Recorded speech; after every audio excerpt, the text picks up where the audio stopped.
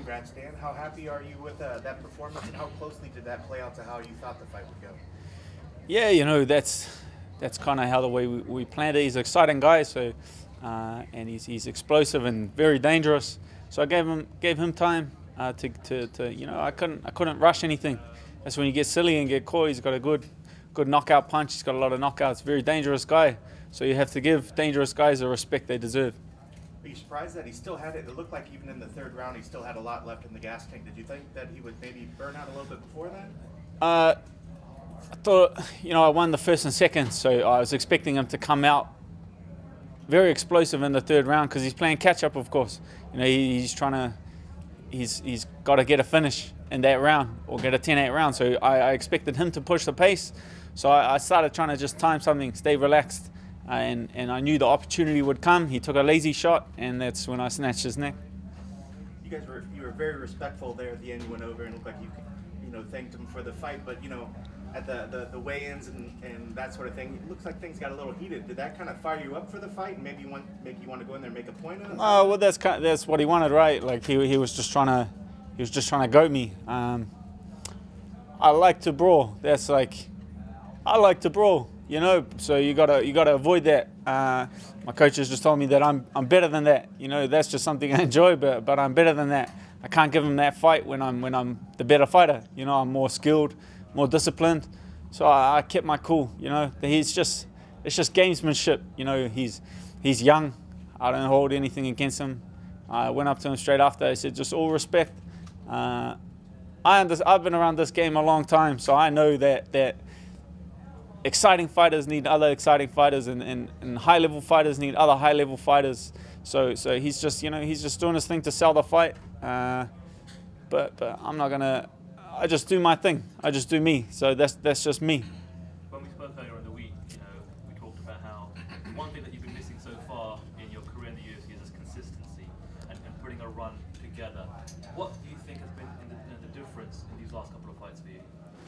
Yeah, it's just my, you know, 45 kind of took my venom, kind of took that killer instinct, took my ability to think and be technical. You know, now at 55, I'm me. You know, this is me. I expected to go into all those other fights, you know, but I had to learn the hard way. No one held a gun to my head and said you have to make 55. I chose that. I did it to myself, and. You know, they say never make the same mistake twice. You know? I make it 5 times just to be sure. You know. Sure. You obviously mentioned the Perth card. You know, are you confident you can get it? I mean, it makes a lot of sense for you to jump on that card. Closed mouth don't get fed in this game. I'm asked, man. Like I got teammates on that card, Marc's on that card, Rob's defending his belt. That's get me on that card, man. Like I want on.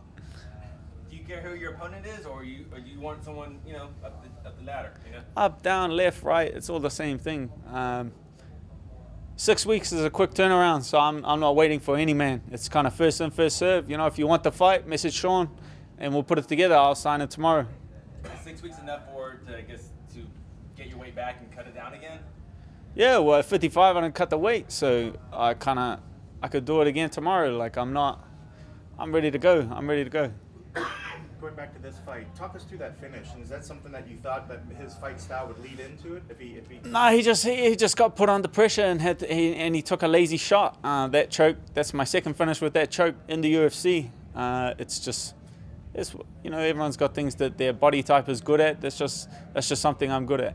And I know you said it's your second time, but once you locked it in, you knew it was done for, I imagine.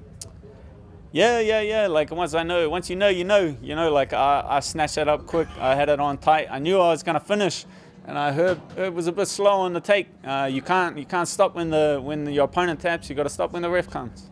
You mentioned obviously you've been around for a long time. You're a veteran of the sport, and like someone like Marc Diakiese, you know, big prospect coming out of the UK, and now you know he's stumbled a little bit. You know, a couple of back-to-back losses now.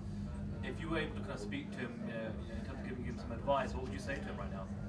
Yeah, I've been lucky that I learned like a lot of hard lessons before I got to the UFC. You know, I started my pro career and I dedicated my life to the sport when I was 3-3. When I was 3 wins, 3 losses as a professional. I said I'm done. You know, I was 3 wins, 3 losses, and I said I'm done with this sport. I hate it. I'm over it. I went and got a sales job. I was there one day. I knocked on one door. The guy was rude to me and I wanted to punch him, and I said, I'm going back to the gym. I said, I'm done. I'm going back to training. And that's the moment I dedicated my life to the sport. But I've learned my hard lessons outside of the UFC. So he's learning them inside the UFC. He's a talented kid, and he will come back from this if he wants to. You know, you pick yourself back up. He's a very dangerous guy, very talented, and the world is his oyster. He can get back in there. Are you celebrating New Year's in Vegas, or are you gonna be on a plane there New Year's Eve? No, I'm staying for one day after. I'll probably train tomorrow. My teammate's he's fighting in Perth, Israel Adesanya. He's making his debut in Perth. So we got to get a training session in tomorrow. So I'll be out today. Man, they got free lunch out of the PI. I'm down there. That's Kiwis, brother. Can't have too much for free hanging around. Thank you. Kia ora.